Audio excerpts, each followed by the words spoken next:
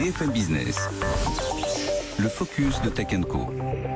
Et Franck-David Cohen nous rejoint, cofondateur de Classroom avec nous sur BFM Business. Bonsoir Franck-David. Salut. Tout va bien? Ça va bien. C'est comment alors la station F là? Ah, c'est un truc de dingue. C'est génial. Donc vous êtes installé dans ce qu'on a appelé il y a encore quelques semaines l'Halles Freycinet, le plus grand copus au monde. Alors, vous n'êtes pas encore 1000 startups, mais vous serez bientôt 1000 startups. Un truc de fou. Nous on a fait une émission spéciale le jour de l'inauguration avec Macron, et tout le monde, Fleur Pellerin, la maire de Paris, Anne Hidalgo, et évidemment Xavier Niel, puisque tout est parti de sa tête à lui. Alors, je vous suis là sur Twitter, Franck-David, j'ai l'impression que vous ne bossez pas. Vous tweetez, j'en sais rien, les fêtes, les gâteaux, les pauses et tout ça, mais vous travaillez ou pas? En fait, on travaille, mais on est heureux de travailler. Je pense que c'est peut-être ça qui se dégage des différents tweets et des photos, parce qu'on est vraiment dans un cadre incroyable. Moi, c'est pas la première start-up que je monte. Et pour le prix que ça coûte, c'est-à-dire quasiment rien, avoir un poste à la station F, c'est 200 € par mois. C'est absolument incroyable d'avoir tout ce qu'on a à portée de main, le cadre, les équipements, le staff qui nous entoure, qui organise des événements et tout un tas de choses. Enfin, c'est incroyable. Les services, vous avez la Poste. Alors vous n'êtes pas une boîte étrangère, mais imaginez pour une boîte chinoise, américaine, iranienne, je dis n'importe quoi, israélienne. Vous avez les douanes, vous avez les impôts, vous avez pour faire des visas, enfin tout est sur place, facilité, avec des horaires extensifs, c'est un truc de fou quoi. Et bientôt on pourra même dormir. S'il n'y a pas une licorne, voire un GAFA qui sort de là, franchement vous le faites exprès là. Ah, sur 1000 startups, s'il n'y a pas effectivement des très très belles boîtes qui sortent, c'est vraiment pas de peau. Hein. Bon, Classroom, on parle de vous, Franck-David, on reparlera de la station F peut-être dans un instant. Le carnet de liaison digital. En gros, les parents prennent contact, gardent le contact. Ils ont déjà le contact avec le professeur, la maîtresse d'école, voire la directrice, je ne sais pas, soyons fous. C'est en direct, c'est confidentiel, et on ne parle pas de la pluie et du beau temps, on parle évidemment des enfants. De son enfant. Exactement. Alors je dirais presque que c'est plus l'enseignant, le professeur qui discute, qui échange avec les parents, parce que c'est vraiment lui qui est maître en fait dans la classe. C'est lui qui décide de poster. Les parents ne peuvent pas évidemment poster dans la classe. Et instantanément, tous les parents reçoivent une notification. Donc on a l'instantanéité. On n'a plus le cahier de liaison fastidieux où il faut photocopier, découper, coller, distribuer aux 25 parents, attendre 2 jours le temps que ça fasse un aller-retour à la maison. Là, c'est instantané, c'est pratique, c'est convivial, ça reprend les standards de ce qu'on a l'habitude d'utiliser sur les téléphones. Donc pas besoin de formation, tout le monde sait l'utiliser et ça se passe super bien. Vous avez des enfants? J'ai 2 enfants. Donc il faut forcément avoir des enfants pour comprendre. C'est-à-dire que qui sont scolarisés évidemment. Quand on a des enfants, et en particulier des enfants en bas âge, on se rend compte qu'en fait, ils sont pas vraiment vecteurs de communication. Ils rentrent pas à la maison le soir quand ils ont 4 ans, 5 ans, 6 ans, à vous raconter leur journée, ce qu'ils ont fait, etc. Donc finalement, vous n'avez pas cet échange-là. Et en même temps, comme vous êtes jeunes parents, vous vous demandez ce qui se passe. C'est très frustrant. Ouais. Vous vous demandez comment. Ouais. Un jour, votre enfant, il sait mettre son manteau et fermer la fermeture. Un jour, il sait faire ses lacets. Et en fait, vous savez pas.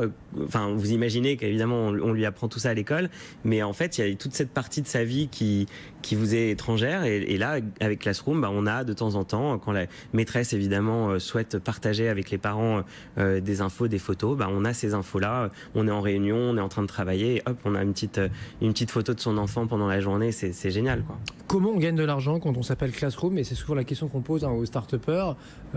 Parfois, il n'y a même pas de business model. On veut juste une audience. Et puis après, on se posera la question, on réglera le problème, ou voir, il y aura un exit, on se vendra au plus offrant, et puis c'est lui qui trouvera la solution s'il la trouve. Alors, je ne sais pas si vous vous souvenez, on s'est vu dans votre émission il y a quelques mois, et j'avais été beaucoup challengé par 2 fonds d'investissement sur le modèle économique.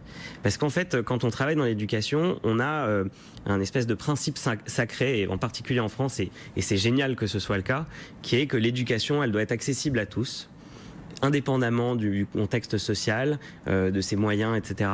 Donc il faut que tout le monde puisse avoir accès à la même information, au même niveau d'enseignement, etc. Et qu'elle soit gratuite, ce qui est de moins en moins vrai, parce que maintenant avec des cours qui finissent à 15h, il faut faire garder les enfants tout n'est jamais ou même à l'école, et ça finit par coûter. Bien sûr, tout le monde... Parenthèse fermée.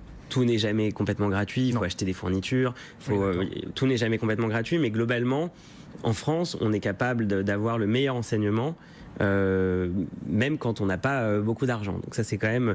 Voilà. Et respecter ce principe-là et être capable de trouver un modèle économique dans l'éducation qui puisse avoir du sens et respecter ce principe. Il y a une vraie question, parce que vous n'êtes pas sur un thème basique, j'ai envie de dire. C'est pas une commodité, c'est pas non plus de l'art. Vous vendez pas de la musique, des cotons-tiges, je sais pas quoi. Donc c'est pas évident.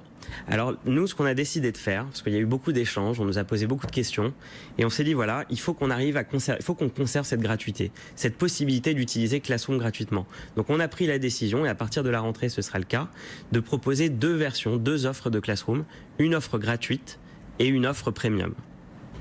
L'offre gratuite, elle permet d'utiliser Classroom, donc le professeur peut utiliser indépendamment l'application mobile ou la version web de Classroom. Et sur la version gratuite, le parent peut utiliser la version web gratuitement. Il a accès à toutes les fonctionnalités de l'application. Cette version web, il peut y accéder même de son mobile s'il le souhaite, mais c'est sur un site internet, c'est une version web. Avec la version premium, il a accès à la version native Android et iPhone pour 1,80 €. L'application. Pardon ? L'application. Là, c'est une vraie application avec des notifications. Alors que les notifications, quand vous êtes sur la version web, c'est un email, par exemple, qui arrive pour vous alerter. Donc, vous avez quand même accès à tout, aux alertes, à tout ce qu'il faut, mais vous avez un peu moins de confort parce qu'il faut se loguer. C'est moins user-friendly, quoi. C'est moins user-friendly, ouais. Mais c'est quand même faisable et c'est gratuit. Et par rapport à aujourd'hui, alors qu'est-ce que ça change ? Vous divergez un petit peu. Qu'est-ce que ça change ? Ce que ça change, c'est que jusqu'à présent, tout était gratuit. Et à partir de septembre, on fait cette offre gratuite et cette offre donc payante. Pas de business model. En tout cas, vous ne vouliez pas commencer par faire payer. Exactement. Au départ, notre objectif, c'était déjà de valider que notre produit rencontrait son public. C'est un peu. Il y a une traction. Alors, il y a une traction qui est incroyable. Aujourd'hui, on a plus de 1500 écoles. On a commencé à déployer en septembre dernier. Donc, je ne sais pas si vous imaginez en quelques mois avoir assemblé 1500 écoles à travers la France. C'est vraiment. Enfin, on est très très très content de ce résultat. On imagine. Vous avez les chiffres. Combien ça fait de profs et de parents derrière ou... Ça fait. On a, je crois, 23 élèves en moyenne par classe. Ouais. Donc, pas tous les parents n'y vont pas, si. Tous les parents n'y vont pas en général, il y en a 1 sur 2 en moyenne qui y va. D'accord. Parfois, alors vous avez des parents, vous avez le père, la mère, le beau-père, parce que c'est des familles recomposées. Mais voilà, enfin après, il y a un petit peu de tout. Et donc ça nous fait quand même pas mal d'utilisateurs. Mais surtout, ce qui est intéressant, c'est que 100% des profs qui ont utilisé et déployé l'application l'ont conservé tout au long de l'année scolaire. Et on n'a aucun prof qui s'est rétracté ou qui a abandonné l'utilisation de l'appli. Ils sont contents du produit et du service. Donc votre client, vous entre guillemets, l'hameçon, là, vous le jetez dans les écoles, après ça tombe chez le professeur, mais vous espérez un jour gagner de l'argent, être à l'équilibre grâce aux parents qui vont prendre la version mobile et payer 1 € par mois. Alors en fait, il y a 2 options.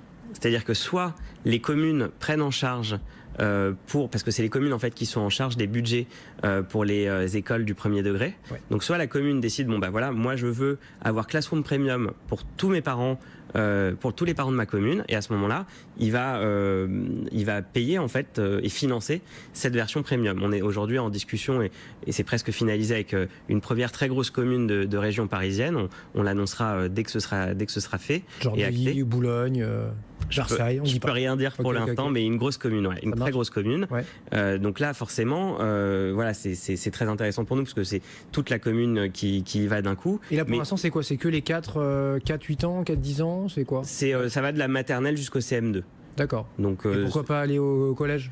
En fait, on pourrait aller sur le collège et le lycée. L'application, en fait, est déjà prête pour ça. Ouais. Elle est tout à fait opérationnelle pour le collège et le lycée. Mais comme au collège et au lycée, ils utilisent ce qu'on appelle les ENT, les espaces numériques de travail, qui sont un peu vous savez, les sites un peu old school où vous avez les notes et les emplois du temps des élèves. Donc ça, c'est surtout pour le collège et le lycée. Ces sites-là sont pas... un peu double emploi, quoi. Dans la tête des gens, ça fait double emploi. Dans la réalité, pour vous, c'est bien meilleur évidemment d'utiliser Classroom. C'est beaucoup plus convivial, et puis les autres sites sont pas du tout utilisés pour communiquer. Ils sont utilisés que pour les notes et pour les emplois du temps. Franck, là où nous on est sur la com. 30 secondes là. Vous n'avez pas dit, je vous ai pas posé la question. Comment vous arrivez quand on est une start-up? Comment on pose ses valises à la station F pour ceux que ça intéresse là? Alors pour entrer à la station F, on a rempli un dossier en ligne en fait. On a été sélectionné comme à l'écrit, enfin si on veut. Et par la suite, on a passé un oral par webcam en fait, avec tout un tas de questions thématiques, un petit peu comme. Avec Xavier Niel ou avec un jury, avec qui là? En fait, on sait pas vraiment. Enfin, on a la liste des personnes qui sont dans le jury, ouais. Mais on les voit pas en fait. Eux nous voient, mais nous on les voit pas. On enregistre en fait nos réponses et vous avez été dans les après on premiers a été sélectionnés, pris. quoi. Donc on était très Et contents. vous êtes tous là-bas, il n'y a que vous? Comment ça se passe là? Mon associé en fait est à moitié à New York, à moitié à Paris, puisque sa fille est à New York. Mais voilà, donc on a toute la partie tech en fait qui est plutôt basée aux États-Unis, et puis nous on est basé en France. Mais on est tellement connectés en permanence que j'ai l'impression d'habiter avec mon associé. Franck-David Cohen avec nous ce soir, un Classroom, le cofondateur sur BFM Business. Vous restez avec nous, l'ActuTech dans 2 minutes revient. L'ActuTech encore très très chaude ce soir, notamment avec des bonnes nouvelles. Tenez, pour Luc Besson, la semaine avait mal commencé avec ce week-end là et ce box-office pas terrible aux US. En revanche, en France, certes premier chiffre, mais tout premier chiffre préliminaire indique qu'à 14h, en première séance, c'est un véritable carton pour Valérian, son dernier opus. À tout de suite.